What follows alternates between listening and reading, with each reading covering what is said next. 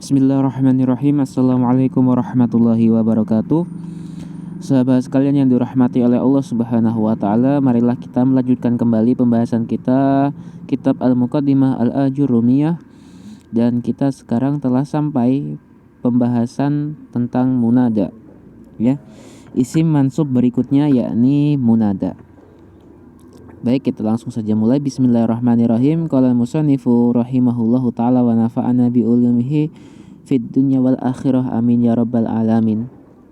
Babul munada, bab tentang munada, ya. Jadi munada ini artinya adalah sesuatu yang diseru. Dari nada yunadi. Jadi munada itu sesuatu yang diseru. Penulis mengatakan al-munada khamsatu anwa'in. Penulis menjelaskan bahwa munada, ya, itu memiliki lima jenis. Jadi munada itu ada 5 jenis. Pertama, al-mufradul alam. Yang pertama munada mufrad alam. Al-munada al-mufradu al-alamu. Mufrad alam. Apa yang dimaksud munada mufrad alam? Mufrad itu artinya tunggal. Alam itu artinya secara singkatnya adalah isim yang menunjukkan tentang suatu alamiah. Misalnya bisa berupa dia itu nama orang atau nama negara, ya. Kemudian nama apa? Dia isim alam itu isim nama gitu singkatnya. Nah, ketika isim itu menunjukkan suatu nama dan dia itu mufrad, nah itulah yang dinamakan munada mufrad. Kemudian wan nakiroh maksudah. Dan juga yang berikutnya adalah ada yang namanya munada nakiroh maksudah. Nakiroh maksudah itu apa? Nakiroh maksudah adalah isim nakiroh yang sudah maksudah, dimaksudkan. Jadi kalau kita lihat, ya kan, nakirah itu kan dia kan ismun yang sya'a fi jinsihi, dia itu luas cakupannya, tidak dikhususkan. La yukhtasu duna akhor, kayak gitu kalau saya nggak salah. Jadi kalau dia isim nakirah itu kan isim yang mencangkup jenisnya secara luas tanpa perlu pengkhususan. Contoh laki-laki. Nah, laki-laki itu kan dia luas. Jadi Zaid itu kan laki-laki. Muhammad itu laki-laki. Jadi ketika orang mengatakan laki-laki itu masih nakiroh, masih nakiroh. Artinya belum dikhususkan. Jadi laki-laki bisa saja Muhammad, bisa saja Zaidun, bisa saja Ahmad dan seterusnya. Tetapi di sini penulis mengatakan nakiroh maksudah. Nakiroh tetapi sudah maksudah, dimaksudkan. Jadi maksudnya nakiroh maksudah, contoh kita mengatakan ya laki-laki gitu. Wahai laki-laki, tapi kita sudah tahu maksudnya laki-laki yang kita tunjuk itu siapa. Itu sudah maksudah, sudah dimaksudkan. Seperti itu. Nah, ini ada hukumnya juga. Wan nakiratu ghairul maksudah, dan juga ada hukumnya nanti munada itu berupa nakiroh yang ghairul maksudah. Nakiroh yang belum dikhususkan, ya, yang dia tidak dikhususkan. Kemudian wal mudhafu, dan kemudian isim yang berupa dia susunannya idhofah. Jadi nanti kalau dia berupa susunan idhofah, nanti ada hukum munadanya. Wal musyabbah bil mudhaf, dan juga ada yang namanya musyabbah bil mudhaf, serupa dengan susunan idhofah. Kemudian penulis menjelaskan, fa amal mufradul alam, maka adapun mufrad alam, wan nakiratul maksudah, dan nakiroh yang sudah dikhususkan, fayubnani ala dhammi min ghairi tanwinin, maka keduanya dimabnikan ala dhammi, di atas dhammah, min ghairi tanwinin, tanpa menggunakan tanwin. Jadi nakirah maksudah dan mufrad alam itu dia ketika kemasukan huruf nida, ya. Jadi namanya munada itu ada huruf nida. Huruf nida itu huruf yang berfungsi sebagai pemanggil. Contohnya yang kita ketahui ya gitu. Ya ayyuhan nas, itu kan kita memanggil wahai manusia, wahai seluruh manusia.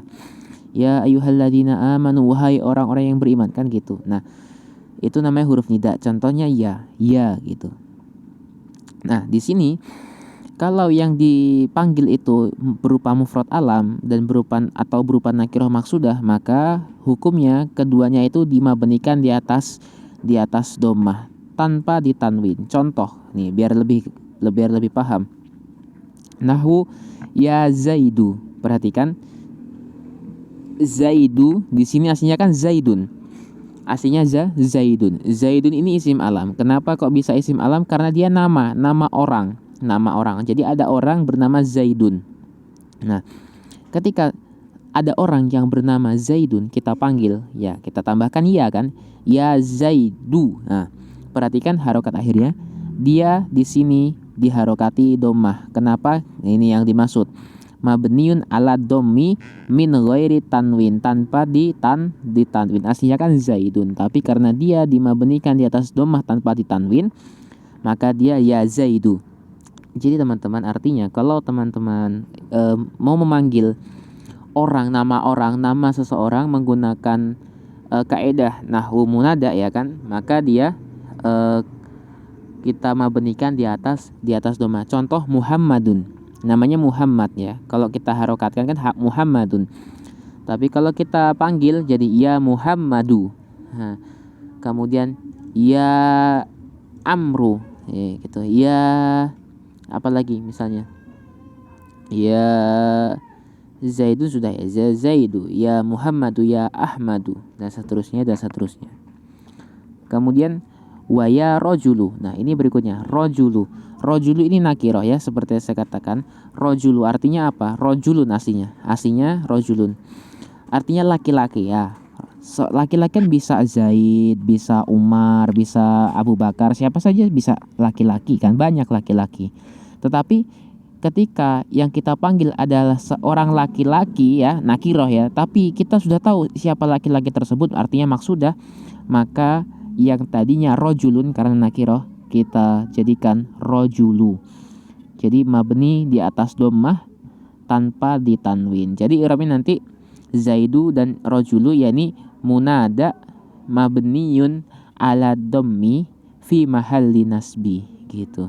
Atau kita katakan Zaidu ismun mabniyun ala dhammi fi mahalli nasbi munada gitu. Rojulu ismun mabniyun ala dhammi fi mahalli nasbi munada. Atau langsung kita katakan munada mabniyun ala dhammi fi mahalli nasbi. Boleh kita tambahkan penjelasannya kenapa? Li'annahu munada mufrad alam. Boleh. Li'annahu munada nakirah maksudah. Wasalasatul baqiyah mansubatun la ghairu. Adapun yang 3 sisanya, yakni sisanya adalah nakirah ghairu maksudah, kemudian idhofah, kemudian musyabbah bil mudhof ya. Itu mansubah la ghairu. Dimnasobkan semuanya tanpa tidak ada hukum yang lain. Jadi kalau yang dipanggil itu adalah berupa susunan mudhof ya, berupa mudhof atau musyabbah bil mudhof atau nakirah ghairu maksudah, maka hukumnya hanya dinasobkan. Tidak boleh kita mabnikan di atas dhammah. Nahwu contoh ya rojulan, perhatikan. Ya rojulan. Nah, rojulan ini aslinya rojulun ya kan, nakirah. Tetapi apa bedanya teman-teman sekalian rojulan yang di sini dengan rojulu yang di sini? Nah, inilah pentingnya kaidah bahasa Arab. Jadi kalau ya rojulu kita dhammahkan rojulunya, berarti wahai laki-laki gitu kan. Berarti kita sudah tahu siapa laki-laki yang kita maksud. Siapa laki-laki yang kita maksud. Karena ini berarti munada nakirah maksudah, sudah dimaksudkan siapa orangnya. Tetapi kalau kita katakan ya rojulan mansub ya kan. Kalau mansub berarti nakirah ghairu maksudah, berarti dia itu belum tahu, belum mengkhususkan, belum bermaksud siapa yang dimaksud laki-laki di sini. Jadi contoh misal dia minta tolong ya kan. Ya rojulan, wahai siapapun, laki-laki siapapun gitu kan. Ya rojulan Said nih, tolonglah aku misalnya. Ya, jadi dia memanggil siapapun laki-laki. Tetapi kalau ya rojulu boleh jadi misal dia melihat seorang laki-laki, tetapi dia belum tahu namanya, dia panggil dia, ya rojulu, wahai kamu laki-laki gitu kan, ya rojulu, wahai engkau, saya nggak tahu namamu tapi kamu laki-laki, dia panggil ya rojulu. Tapi kalau ya rojulan berarti siapapun laki-laki, belum dimaksudkan. Itu bedanya antara kalau dimansub dan di dhammah. Dari segi i'rab juga berbeda. Jadi rojulan nanti ya sebagai munada mansub alamatun nasbihi fathah dhahira fi akhir gitu, bukan dimabnikan. Kemudian waya Abdullah, begitu pula Abdullah nih, ini susunan mudhof, karena abda mudhof, Allahi mudhof ilaih. Ini kan susunan isim alam yang dia itu berupa idhofah. Maka abda kita baca abda. Kenapa? Karena dia juga sebagai mudhof. Jadi abda nanti kita i'rabnya munada mansub alamatun nasbihi fathah dhahira fi akhir wa huwa mudhof, Allahi mudhof ilaih, seperti itu. Waya tali'an jabalan, waya tali'an jabalan. Nah, ini contoh bagi munada yang dia musyabbah bil mudhof. Jadi kenapa dia bisa kita katakan musyabbah bil mudhof? Karena tali'an jabalan ini seperti susunan idhofah tali'ul jabali, tali'ul jabali. Tetapi di sini boleh kita katakan tali'an jabalan. Jadi sebenarnya nanti kalau kita sudah menginjak ke kitab yang berikutnya, misalnya mutamimah gitu ya, itu boleh. Nanti kita akan mengenal ada yang namanya isim ya'malu amalal fi'li. Jadi ada isim yang beramal amalan fi'il. Jadi nanti boleh kita baca tali'un ya, tali'u jabalin, boleh kita baca tali'un jabalan gitu. Nanti jangan di sini.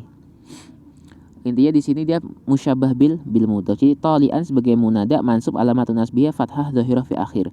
Kemudian jabalan sebagai apa? Jabalan sebagai maf'ulun bih mansub alamatun nasbihi fathah. Loh, kok bisa jabalan maf'ulun bih, mana fiilnya? Yang seperti saya bilang, karena nanti ada isim yang beramal seperti amalan fiil. Salah satunya adalah isim fa'il, yakni fa'ilun, tali'un. Ya, tali'un fa'il, maka jabalan. Bisa nanti jangan sekarang ya. Jadi itulah hukum-hukum munada. Wallahu taala a'lam. Kita sengaja hanya singgung sedikit-sedikit supaya nanti lebih jelasnya kita lanjutkan di kitab syarahnya biiznillahi taala. Mudah-mudahan bermanfaat yang sedikit ini. Mohon maaf atas segala khilaf dan kesalahan.